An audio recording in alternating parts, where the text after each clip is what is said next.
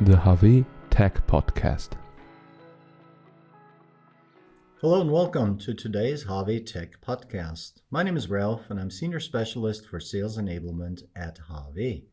My guest today is Sarah. Welcome, Sarah. Good to see you. Good to see you, Ralph. And Sarah is Product Specialist for Industrial Hydraulics at HAWE. So, Sarah, I've got a very interesting question for you, and I hope you can give us some very interesting answers.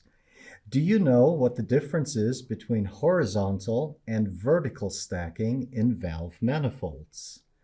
So let's get started. Can you explain to us what a valve bank is to begin with? Yeah, I'd love to. A valve bank consists of several directional valves. A directional valve operates usually one consumer, one function. As there are several functions in a hydraulic system, we combine the individual directional valves to a so-called valve bank. Okay. So how are these valves joined together? Is there a special way to do that? Yeah. There are different systems. HAWE offers systems in inline and flange designs.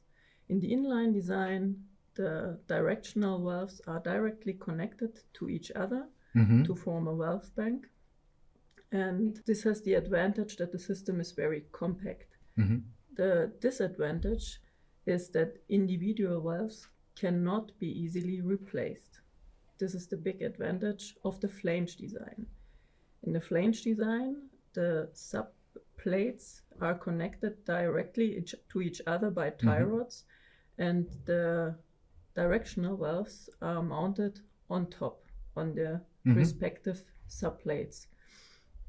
And the pressure and return line for the entire system then run through the junction of the subplates. Okay. The pressure line is usually labeled P, the return line R or T, and the working lines A and B. Okay, that I can imagine now. And what's the deal now with this horizontal and vertical stacking? How does that factor into it? That's quite simple. The flanged subbases form the horizontal stacking, and the directional valves mounted on them form the vertical stacking. And it doesn't matter if the valve bank is horizontal or vertical. Okay, so that's all horizontal stacking of the assembled subplates and vertical stacking of the assembled valves.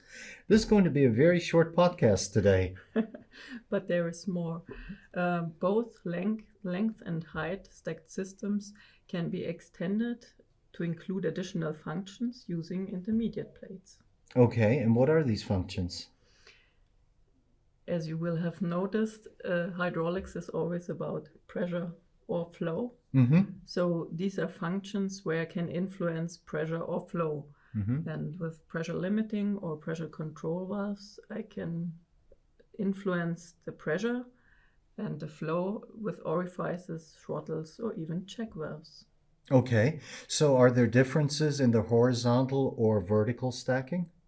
Yes, quite a lot. As I mentioned before, the common pressure and return line for the entire system run through the subplates, horizontal stacking. And therefore, functions in the horizontal stacking affect several directional valves. Okay. So I give you an example. I have 5 valves in my assembly, and 3 of them I want to operate at a reduced pressure.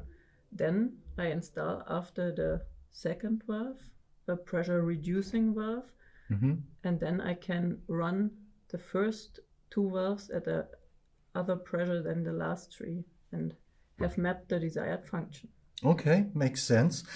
What about vertical stacking? I'm sure it's a little different. Yeah, it's different.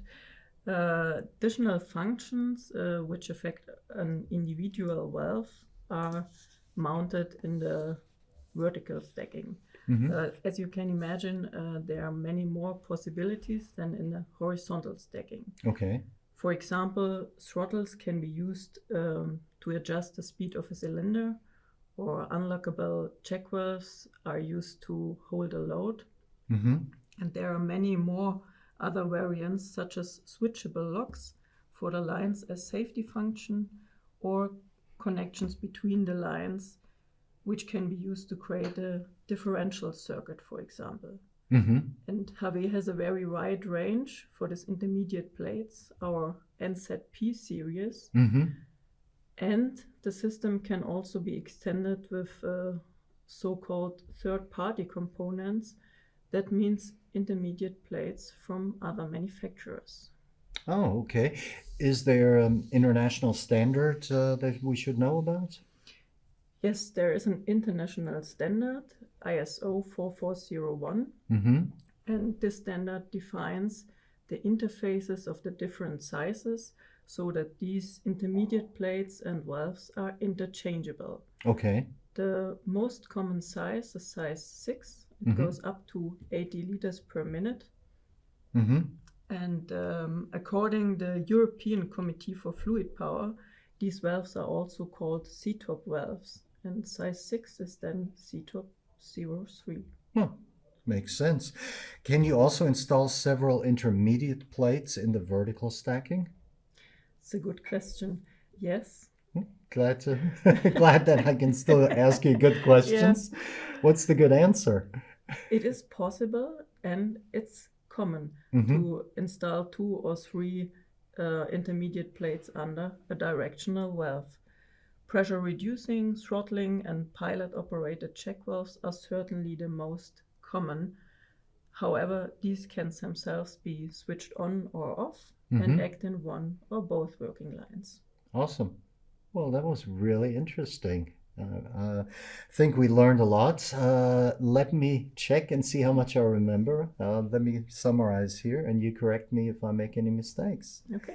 The valves for several consumers are grouped together in the horizontal stacking of a valve bank. The directional control valves for the individual consumers are organized in the vertical stacking. Additional functions that influence the pressure or volume flow can be installed in both the horizontal and vertical stacking.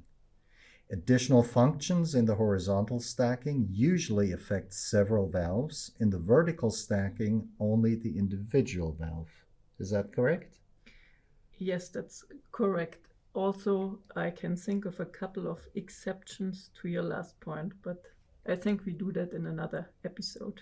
Sounds good. I'll invite you again for another podcast, and you can come and explain those exceptions, and I'm sure something else on top of it. Thank you very much for being my guest today. Thank you for joining us again for another hopefully interesting podcast. The next one will be available in 2 weeks, and hopefully you'll join us again. Until then, goodbye. Goodbye.